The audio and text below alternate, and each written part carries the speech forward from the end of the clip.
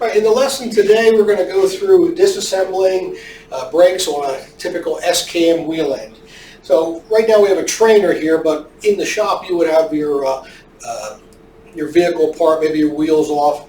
Remember, you got to have the brake drum off. If it's a outboard drums, it'll simply slide off the hub. If it's inboard drums, you'll have to remove the axle and the bearings to pull the hub off to get to this point.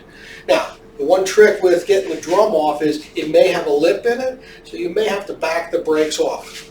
To do that, if you still have the old manual slack adjusters, 9/16 wrench, push in the collar, and you'll rotate the adjusting screw until the brake shoes collapse. You can look in at the drum and you can see that happening. If you see them going out towards the drum, you're going the wrong way, turn the other direction. Just back them off enough that you can get the drum off, and then when we go to pull the shoes, you may have to back it off more so that your rollers are in the pocket of the S-cam. That's the trick, to get the least amount of spring tension on here as possible, make disassembly and assembly a little easier. If you have an automatic slack adjuster, like this Meritor or Rockwell, it has a pawl mechanism here that has to be disengaged so you can back it off. This tool slides underneath. I also have, this style does the same thing, and what it does is it pulls that pawl away from the drum so that you can literally back it off. The other tool is this wrench.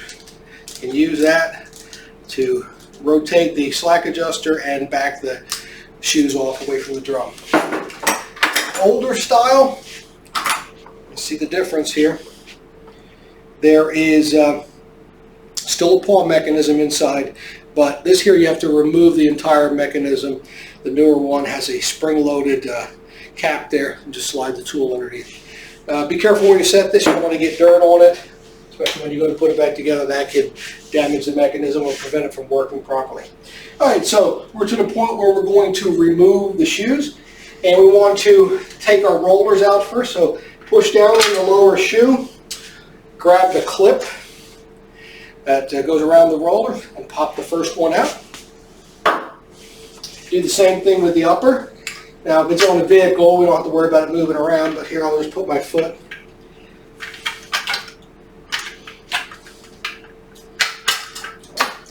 Remove the second one. We'll talk about inspecting them in another video.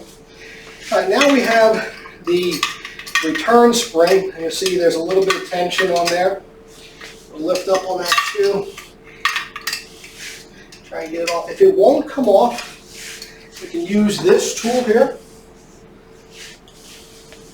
Come in, take some tension off the spring, push it away. The tool literally gets underneath the spring. We rest it on the head of the S-cam, use it as a lever, takes that spring off. And you notice the shoes are still in place here, and that's because the retaining springs here are holding it around. So the next thing you want to do is rotate that bottom shoe around, take it off, don't let it drop. Move your retaining springs. Take the upper shoe off. And you can look at the S-cam. Anchor pins. These pop out pretty easy, but in the real world, in the real shop, you may have to use the anchor pin press. That's demonstrated in another video. Inspect them. Bushings. And we're going to check for wear in there. If the pins are replaced, so are the bushings. Look for flat spots on the head of the S-cam. If you have to remove the S-cam because the radial and axial play was out of spec, remove the snap ring, pull the washer or spacer, and then the slack adjuster off, and then S-cam will come out the other side. Just make note to how it's laid out, how things are oriented. You have a special plate here that you want to have the tabs facing the spider, not towards the rollers. And that's pretty much your disassembly on the S-cam brakes.